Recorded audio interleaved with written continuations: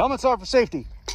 Welcome to Random, and today's episode is of course brought to you by those maverick mechanics, the backyard builders, and eclectic engineers at Team Them Damn Nuke Boys Woo.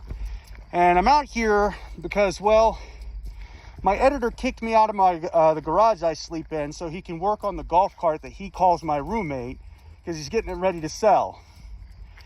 So yeah, no more golf cart, but whatever. Anyway, today's episode is all about how the Department of Education, the media, are basically idiots for not better defining and describing exactly what we're going to be talking about today, and that is only fools have an ethnic bias. Now, for the context and ground rules of our conversation today, we're going to have to go over a couple of definitions that I think we can all agree on, all right? So, the first of which is, what is a human? All right, so a human is a bipedal, theoretically, ape-descended with erect spine, opposable thumbs, can see themselves in a mirror and reason that the reflection is themselves, and descends from ancestry with the same characteristics and has offspring that exhibits those exact same traits. Meaning, Shaquille O'Neal and Stephen Hawking are both human, at least according to that definition, right? All right, so we can agree that Stephen Hawking had parents that could walk around on two legs and could see themselves in a mirror and say, hey, that's me, with opposable thumbs, right? Same thing for Shaq's parents. And now Shaq also has children that exhibit those exact same traits.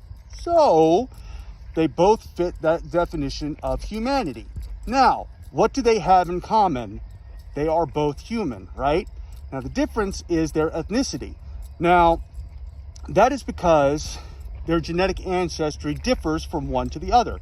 Shaquille O'Neal, of course, being descended from those folks that predominantly came from Africa, and thus their skin cells had a higher concentration of melanin, meaning that their skin tone is much darker. Whereas Dr. Hawking and his family all descended from people that lived in Europe, where their skin tone was typically lighter. So they had less melanin concentration in their skin cells. Now, again, this is a characteristic of their ethnicities, not their race. And I'll give you another example shortly. So you're in the jungle. No, better yet, you're standing outside the pearly gates and you're telling St. Peter you got eaten by a tiger, right? Now he's going to ask, oh, what kind of tiger was it? And not being very well educated in the differences between tigers from one ethnicity or another, or one group from another, you say, St. Peter, it was a tiger. It still hurt to be eaten and killed by this animal. Now, of course, tigers come from a couple of different areas around the world, chief among which we'll talk about the Bengal tigers and the Siberian tigers. Again, both part of the same species, but because of the different areas that they grew up in and that they are predominantly found in, they are different ethnicities or subspecies, if you want to call it that.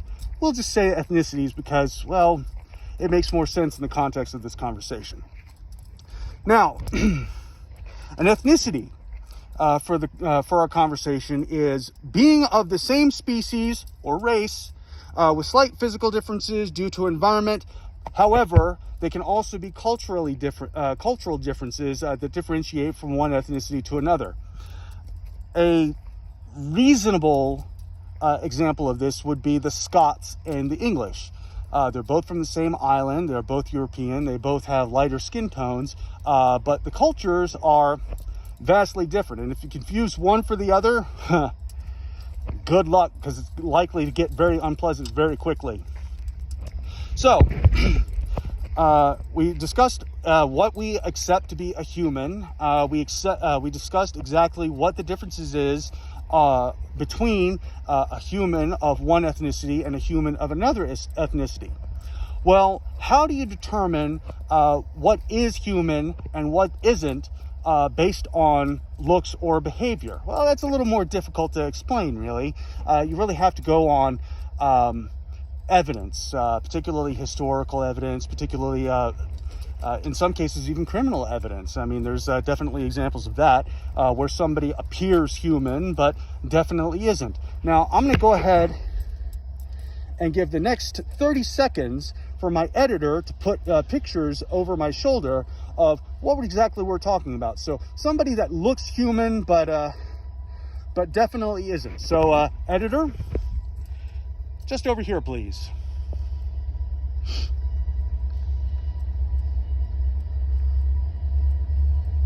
He's really taking his time, though, isn't he? And 30 seconds is a really long time when it comes to film. I can think of examples of 30 seconds not being all that long.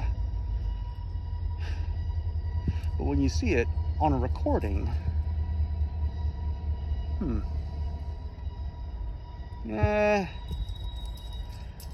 three more. Okay. So all of the people you just saw over my shoulder here were examples of people that looked human but definitely weren't. Now, to balance that out, we'll go ahead and have another 15 seconds of my editor putting up pictures of people that are definitely human. All right? So, right here, please, editor. Yep. Those people are definitely human. Of course, the first group definitely weren't. Scum of the earth they are. And okay. So, we had our examples of people that looked human but definitely weren't. And then, of course, we just had our examples of people that were human. Now, again, it's kind of hard to determine who is and isn't human based on their looks. You really have to get down to the evidence, how they behave, what they think, what they feel, what they say, and so on and so forth. Now, does that mean that everybody that is going to have a good day and always be on their best behavior and make Mr. Rogers proud?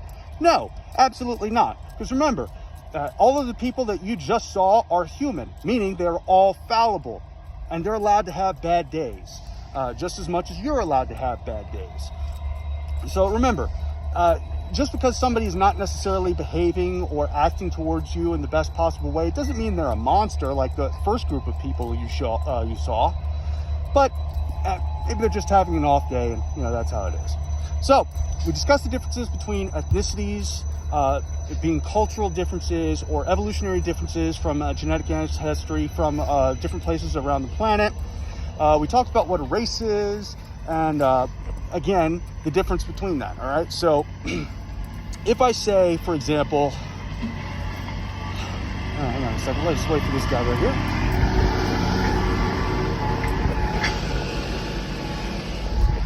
Perfect example of a human right there.